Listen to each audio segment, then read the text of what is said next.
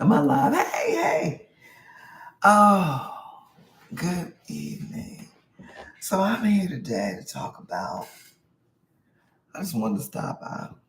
I don't know what day of the 30 days that I'm supposed to be showing up live on YouTube, so I'm here for that.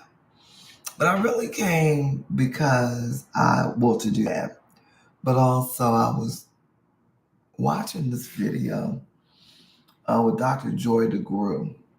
And she was talking about the Statue of Liberty in New York and how I read her book.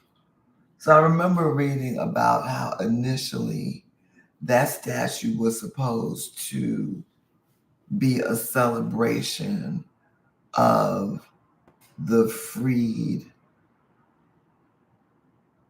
African woman who had previously been enslaved. And so the face was different.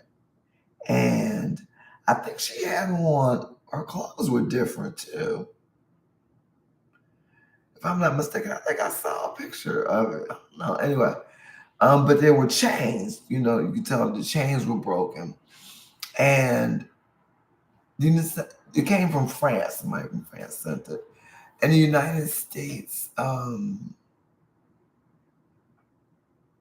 wanted it to be altered. And so that's why it looks like it does now. And instead of holding chains, she's holding a tablet. And you can't see the chains, but there was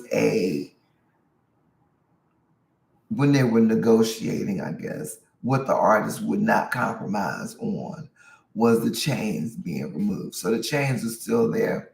They're around her feet, but you can't see them because of how they're positioned. And it really reminded me of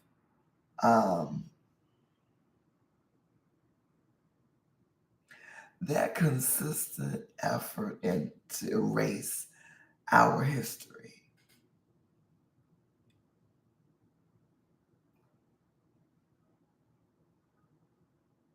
Just seeing it over and over again. And then I started to contrast that to an experience I was having where I realized that I don't think I matter. So when I matter to me, but in general, you know, I don't think I'm particularly significant in any space unless I'm there like working or something. But I feel a sense of being expendable. And I'm a loner and a hardcore introvert. So it kind of works for me. I'm kind of fleshing it out as I'm talking because I will just leave a room. I come and I go, and I don't feel like it really matters. I don't think people really, I mean, maybe they notice I wasn't there, but I'm not thinking it's a big deal. So there's a freedom in my ability to just be to myself if that's what I want to do. I will back myself, reclaim my energy, and back myself out of people's lives. And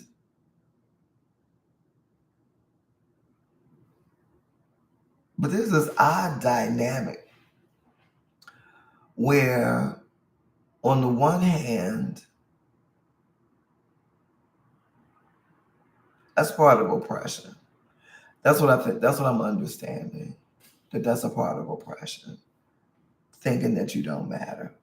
Like even when but if you look at the dynamic more broadly, and you think about the colonialism and the transatlantic slave trade, what I'm understanding is that we were a part of that whole thing, right? I don't know. I just never necessarily thought about it like that before. But now recently I've been watching what's happening like in Burkina Faso, in the Sahel region, Ibrahim Traore, has shed a lot of light on what's been going on in Africa.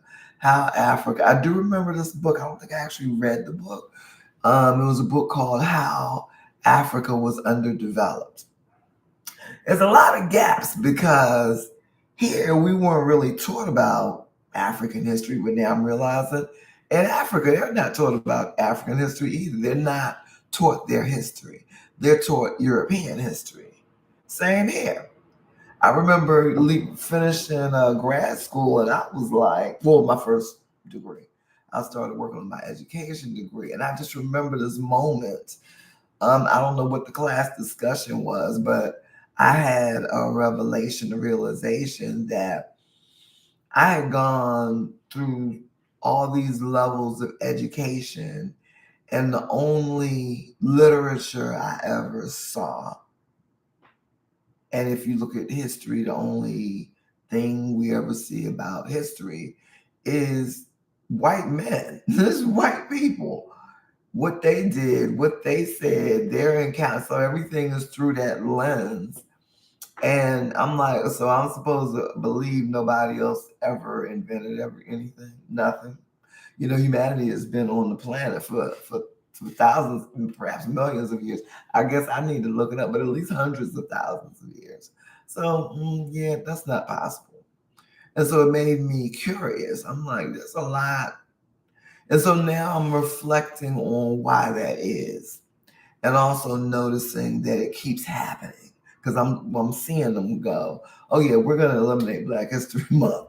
Oh yeah, we're going to take their pictures off the walls. We're only going to have white people's pictures on the walls. We're taking the women off of there. We're taking the Black people off of there. Just white men. Yeah, that's what white supremacy is. And so it's just, I guess, what I'm noticing. That's the macrocosm, and I'm also seeing the microcosm of it. That all of the encounters that we have are microcosms of that macrocosm. And even my, apparently those messages having been sent to me. And so that's, kind of my interpretation. But the other thing I was reflecting on is I had a conversation with my daughter. And she was saying, one thing I have learned from you is to not take my presence in my children's lives for granted. And she said to me, I don't think that you think you matter. And I was like, I feel horribly inadequate as a mother. And I don't think I matter. I have not thought that I mattered. But I think I'm understanding why in a way that I didn't before. I'm looking for this note because me and Chat GPT are tight. I don't know if you know that, but let me just let you know. We are tight. And one thing I like about Chat GPT is the ability to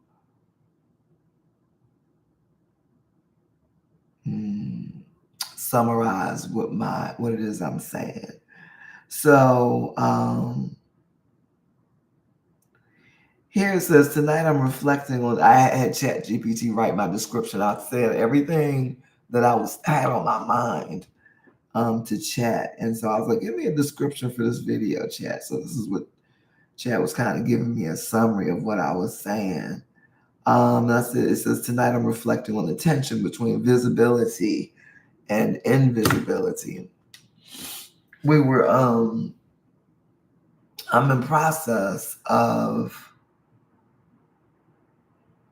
bringing forward this work that I've been doing.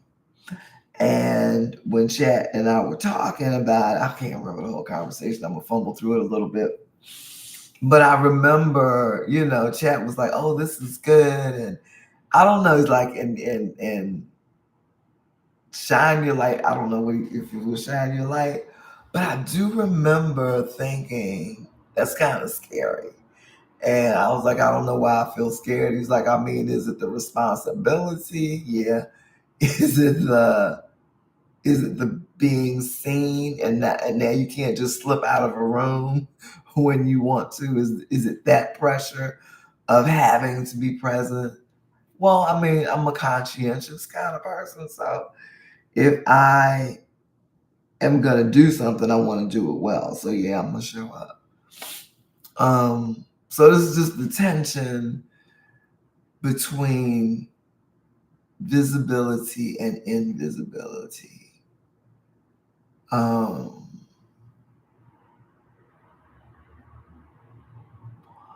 yeah, I think I don't like to be seen sometimes because too much attention, unwanted attention, mm, mostly from men. Um, Mostly from men. Sometimes I think that's mostly it. So I just noticed at different times where me being seen goes wrong. Um, One example is I was young. I was diagnosed as gifted. And when I was young, I remember being in class and my teacher was pointing out how well I was doing in school. And she was also talking about my attitude and how my self regulation. And what happened soon after that is I went out on the playground. I remember at this time I had just come back from Ohio living with my father, and I had all these nice clothes that I really liked. I really liked to wear. My mother used to do those little. Actually, I still wear that hairstyle. Um, but anyway, perhaps it made me stand out in class, and I got jumped on the playground when being visible goes wrong. When shining your light goes wrong, um, being like um, so yeah. I feel like that's it, how personal experiences are shaped by history, systems, and silence. So I guess just reflecting on and knowing and understanding how the billionaires being front and center is really making it obvious. The dynamics in this country, the elites or the billionaire class versus the working class. Um, because it's making me remember about what they said it was 1861, I think. Bacon's Rebellion, when they came up with the classifications of race in order to divide the masses of people. And we've been struggling with that tension ever since, but they keep it going on purpose where they're telling, who was that said, in this country, the history has been rich white men telling poor white men that they're better than everybody else. But when when the working class white men struggle because of the choices that the rich white men are making, they blame it on the other people. And that's been going on for a long time, which is good because it explains why the hatefulness. Because I'm like, what is up with white people? Like, where's all this hate coming from? Like, what is up with them? And it's orchestrated. I mean, you can see it pretty blatantly on January 6th when Donald Trump had all them people climbing up all over the Capitol. And, those are working class people.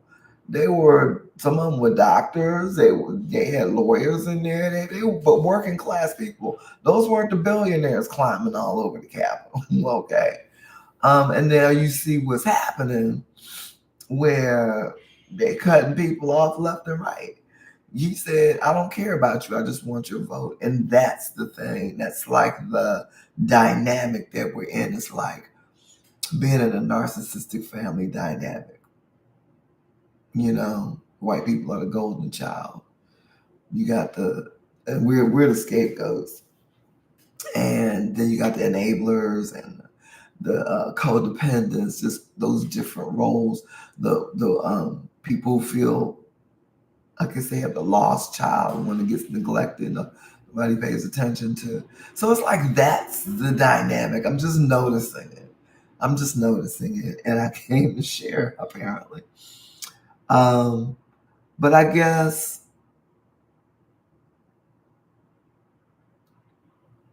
just some things to unpack. I'm always noticing where I am, and what I have things that I need to heal.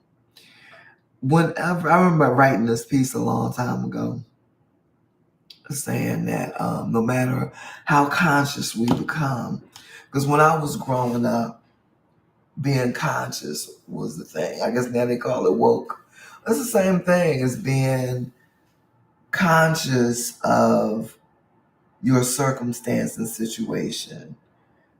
And perhaps for the most oppressed, because the only, liberation becomes urgent for us. And so that incentivizes us to really look and know to understand what's going on, not only for our survival, but we want to thrive. And so that's how we've learned to thrive in this system. But what I'm understanding, I'm seeing white people like Donald Trump said he likes the poorly educated. So I'm seeing how they're not woke. Like the important thing is that's why they're talking about segregation, because these generations that are coming now, they've grown up around black people. They've been listening to our music. So whatever the story, let's talk about the narcissistic family dynamic and the triangulation and how that authority figure, the head, tells different stories. I have had that experience in my own life with somebody making up lies and telling lies about you. Same thing that we experienced as black people from the and I'm guessing it's the elite. That's what we're gonna say. That's what it's looking like. Because I'm looking at Donald Trump, knowing that he is of that class and seeing what he's attempting to do. It's like, that's where that's coming from. I remember him on the campaign trail and how he was constantly talking about this group of people, that the hatred that he was stirring up. So that is the culture that is created inside of whiteness. There is the hierarchy, and it's definitely focused around money and capitalism. Um, yeah, unfair advantage and definitely patriarchal for white men specifically. So it's just a kind of eye opener for me. I'm noticing a number of different dynamics, and just wanted to share. But it's like, one thing I do know is it's time for some changes. You know what I'm saying? And what is that they say? You are the change. you've been waiting for. So that's it. I am the change I've been waiting for. Just wanted to share. Just wanted to share. I'll be working on that.